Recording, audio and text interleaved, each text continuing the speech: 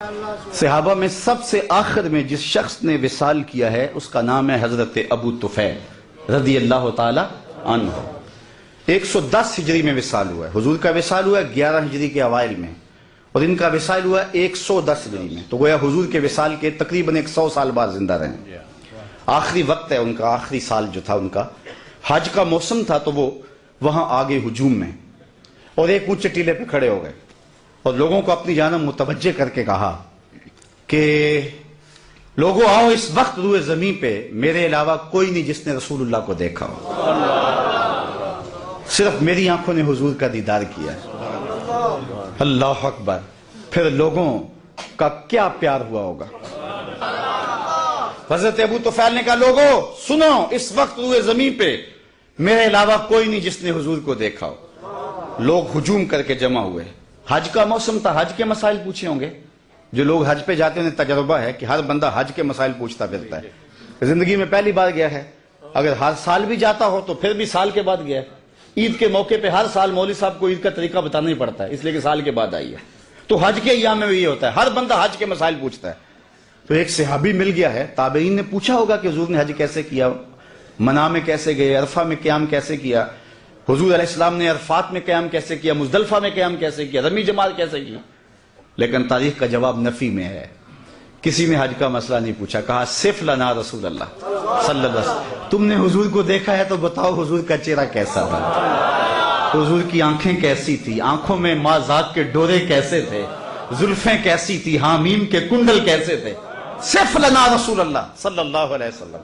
تو حضرت ابو طفیل نے 3 لفظوں میں حضور کا حلیہ بیان کیا، اور وہ آپ یاد کرنا چاہیں تو یاد ہو سکتا ہے، وصاف بن جائیں حضور کے۔ علماء نے لکھا ہے جو شخص حضور کا حلیہ بیان کرے لوگوں کے دل میں اس کے لیے جگہ بن جاتی، لوگ اس سے پیار کرنے لگ جاتے ہیں۔ ہر بندہ چاہتا نا میں ہر دل عزیز بن جاؤں، تو میں آپ کو بتاتا ہوں، اگر نسخہ بتا رہا ہوں، وہ سنیاسی بابے تو ساتھ لے کے نسخہ مر جاتے ہیں، لیکن میں آپ کو نسخہ دے کے جا رہا ہوں۔ اگر چاہتے ہو کہ ہم ہر دل عزیز بن جائیں، حضور کے حسن کے قصیدے پڑھا کرو، لوگ تم سے پیار کریں گے۔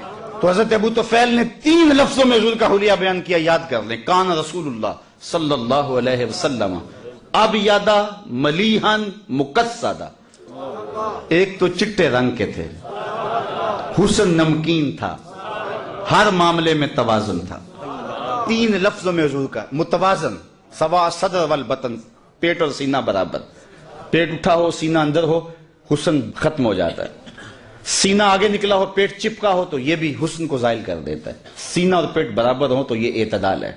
ابل الذرائین والسعدین والزندین، کلائیاں حضور کے مبارک، کندھے مبارک، حضور کے بازو سب برابر تھے اور جو ہے موزونیت کے ساتھ بڑے تھے۔ کان رسول اللہ لیس بالطویل الممغط ولا بالکثیر المتردد، قد ایسا کہ نہ پست کہا جائے نہ بہت لمبا کہا جائے، چونکہ بہت لمبا قد بھی حسن میں جو ہے وہ نقصان کا سبب ہے، چھوٹا قد تو ہے ہی نقصان کا سبب ہے۔ حضور درمیانی قد و قامت کے حامل تھے، لیکن ایک شان اللہ نے اپنے محبوب کو یہ بھی دی تھی کہ لمبے لمبے قد والے صحابی بھی تھے۔ حضور کا قد لمبا نہیں تھا، حضور کا قد درمیانہ تھا، لیکن اذا جامع الناس غمرہم، جب حضور آتے نا تو 10,000 کا مجمع بھی ہوتا، حضور کے کندھے سروں سے اونچے دکھائی دیتے۔ یہ اللہ نے اپنے محبوب کو شان دی تھی، اور جنہوں رب نے اونچا کیا ہے کون اس کو نیچا کر سکتا ہے؟ حضور کے کندھے اوپر دکھائی دیتے۔ اسی طرح فرمایا حضور متوازن تھے، حضور کا رنگ سفید تھا، ازہر اللون، نکھرا ہوا رنگ، ابیض اللون، چمکدار رنگ، اللہ اکبر۔ اور پھر حضور علیہ السلام کا حسن نمکین تھا، کچھ حسن میٹھے ہوتے ہیں، جمال یوسفی میٹھا تھا، زنان مصر کی انگلیاں کٹ گئی، اور حضور کا حسن نمکین تھا، نمکین میں کشش زیادہ ہوتی ہے۔ شاہ ولی اللہ محدث دہلوی فرماتے ہیں میرے والد نے حضور کو خواب میں دیکھا اور یہی سوال پوچھا، حضور حسن صبی کی نسبت حسن ملی کے اندر کشش زیادہ ہوتی ہے، اور آپ نے خود کہا ہے انا املا ہو واقعی یوسف اسبہ ہو، میں نمکین حسن والا ہوں، میرا بھائی یوسف میٹھے حسن والا تھا، لیکن وہاں انگلیاں کٹ گئی، یہاں کوئی ایسا واقعہ پیش نہیں آیا، تو اس کی کیا وجہ ہے جبکہ حسن ملی زیادہ پرکشش ہوتا ہے؟ تو حضور نے جواب کیا دیا، جمالی مستور عن اعین الناس غیرۃ من اللہ، اے عبد الرحیم، اللہ نے غیرت محبت کی وجہ سے میرے حسن کو لوگوں کی نظروں سے چھپا دیا۔ کوئی محب نہیں چاہتا کہ میرا کوئی محبوب دیکھے، कतील शिफाई तो यहां तक आगे बढ़ गया कि इस हद तक बढ़ गई है बेएतमादी कि तुझको तुझसे भी छुपाना चाहते हैं। वो कहता है मेरा जी चाहता है मेरा यार आईना भी ना देखे, खुद भी अपने आप को ना देखे। तो कहा मेरा हुस्न लोगों की नजरों से छुपा के रखा गया है, छुपे हुए हुस्न का आलम है। कि हसन बिन साबित कहते हैं फलम्मा नजर तो इला अनवारिही फवदा तो कफ़ी अला ऐनी खौफा मिन ज़िहाब बसरी। जब मैं हुजूर के जमाल को देखता तो आंखों पे उंगलियां रख के उंगलियों की ओट से देखता कि हुजूर के जलवों की चमक से मेरी आंखों की बिनाई न जाती रही। ये कौन कह रहे हैं? हजरत हसन। और हजरत हसन कौन है? शायर। और आप जानते हैं शायर हुस्न देखने में बड़ा दलेर होता है, और हुस्न भी छुपा हुआ, देखने वाला भी शायर, और फिर भी आंखों पे उंगलियां रख के देखे। अगर ये हुस्न बेनकाब होता तो क्या होता? वो अगर जलवा करे तो कौन तमाशाई? यही बेहतर है कि वो पर्दे में रूपोश रहे, वो अगर पर्दा उठा दे तो किसे होश रखे। हुस्न यूसुफ पे कटी मिस्र में अंगुश्ते जना, सर कटाते हैं तेरे नाम पे मर्दाने अरब। एक तरफ हुस्न है, ये तजाद का शेर है, सनाते तजाद का। और मैं अहले अदब में ये बात की है। आम मजमे में बात करना और बात है, अहले सुखन में बात करना और बात है। मैंने अहले सुखन के सामने कहा है कि मैंने वली दकनी से लेके गालिब इकबाल तक तकरीबन शोरा को चलो पढ़ा नहीं तो चखा जरूर है। मैंने पूरे उर्दू अदब के जखीरे में उर्दू में तजाद का ऐसा दूसरा शेर नहीं देखा।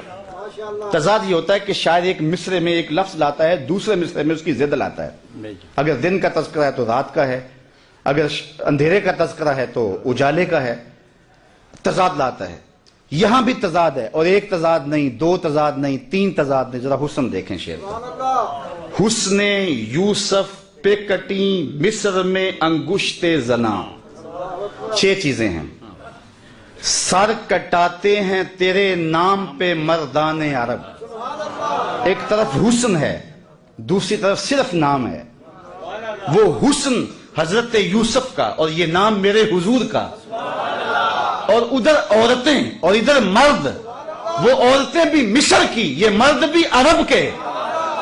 उधर उंगलियां, इधर सर, और फिर आगे बढ़े, उधर कटी, माजी की बात है, कटाते हैं तसलसल जारी है। और उधर कटी अहले इल्म के लिए लाजम है, कटी इरादा नहीं था, बेख्तियारी में कट गई। इधर कटाते हैं कष्ट पाया जाता है। सखने शायरी शहर यार अपनी जगह, नात कहने को अहमद रिजा चाहिए। उसने यूसुफ पे कटी मिस्र में अंगुश्ते जना, सर कटाते हैं तेरे नाम पे मर्दाने अरब। व आखिर दावाना